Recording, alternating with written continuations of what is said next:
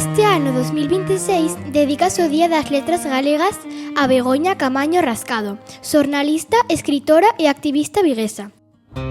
Foi autora de 2 libros, Circe, o pracer do azul e Morgana en Esmelle, e tamén doutros 2 que deixou inconclusos polo seu prematuro falecemento. Begoña Caamaño Rascado naceu o 14 de outubro de 1964 no barrio do Calvario, en Vigo. Era filla de Roberto Caamaño e de Carmen Rascado. Begoña tivo 3 irmáns, Beatriz, Roberto e Javier. Os seus primeiros estudos foron nunha escola próxima á súa casa e despois pasou a facer a ESB no Colexio Amor de Dios. Cursou o bacharelato no Instituto Coia II. Agora IES Alexandre Bóveda. A nena que perdeu un zapato na lama. Begoña Caamaño no Calvario vigués. Unha publicación de Ramón Nicolás con ilustracións de Carlos Gallego, editada por Galaxia en 2026, que nos revela datos da infancia da escritora. Despois de rematar a carreira na Escola de Maxisterio de Seu de Vigo, preséntase a unhas probas en Radio Noroeste. A finais de 1976, incorpórase á Radio Popular e 2 anos máis tarde á delegación da Radio Galega en Vigo. Na delegación viguesa da Radio Galega, Begoña Caamaño crea xunto con Rosa Martínez o programa Tréculas, o primeiro que se facía dende unha emisora territorial. En 1992 pasa a sede central da Radio Galega como redactora informativos. Begoña ou o pracer da amizade, unha biografía de Begoña Caamaño, de Beatriz Maceda. Foi publicada por Edicións Xerais de Galicia en 2026. Nesta obra faise un percorrido pola biografía de Begoña Caamaño focalizada no valor da amizade. Na Radio Galega emitíase dende o ano 1990 o programa Diario Cultural, creado e dirixido por Ana Romaní, especializado na cultura galega. E a el vaise incorporar Begoña como redactora e a presentadora. Begoña dirixiu e presentou os programas Andando a Terra, Club Cultura e Expreso de Medianoite. Ademais, foi correspondente da Axencia Galega de Noticias e colaborou nos diarios El Sol, A Nosa Terra, Novas de Galiza e na revista Tempos. Os fíos de Begoña, pequena biografía de Begoña Caamaño, obra de Eva Mejuto con ilustracións de Nuria Díaz, foi editada por Xerais en xaneiro de 2026. Trátase dunha biografía ilustrada de Begoña.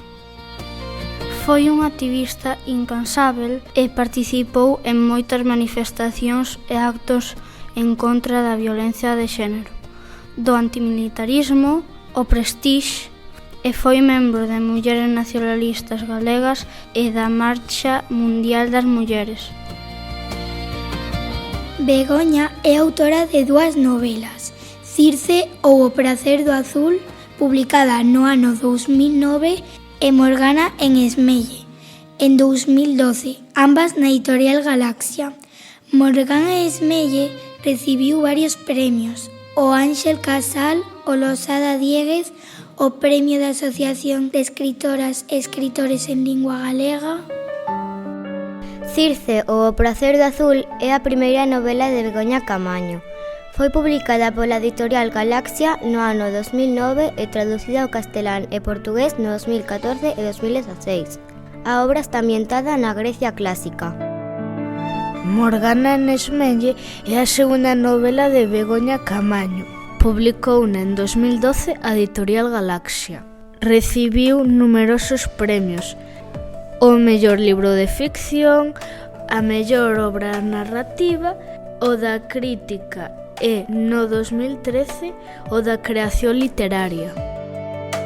Begoña faleceu o 27 de outubro de 2014, aos 50 anos, e fíxoselle unha homenaxe no tanatorio de Boisaca. Deixou sen rematar 2 obras, unha novela con Xerezade como protagonista e outra sobre a vida da súa bisaboa.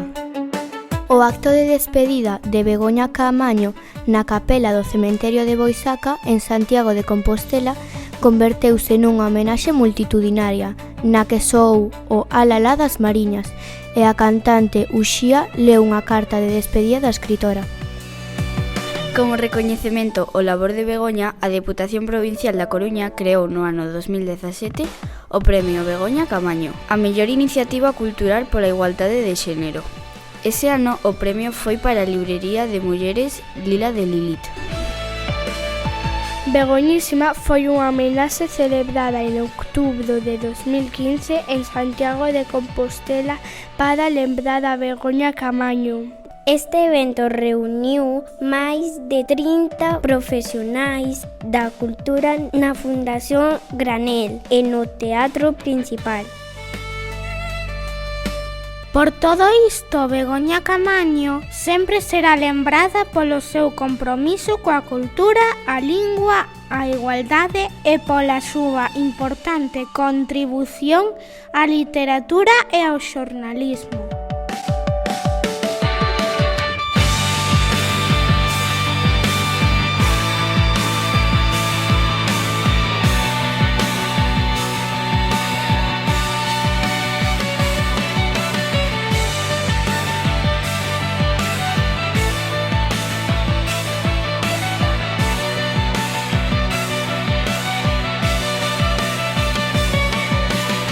Hai moi bons mimbres, que hai grandes escritoras e escritores, hai grandes profesores e profesoras e estudiosos, pero vexo que a lingua estás perdendo, estamos en risco de perdela. As protagonistas principais das miñas historias son mulleres fortes e apaixoadas. Unha escolla que tampouco é mérito meu e tamén non é casual. E non só pola miña condición de feminista, convencida, declarada e militante, senón porque a súa condición de silenciadas, de excluídas, de secundarias obrigadas, dotas dun potencial máxico incalculável.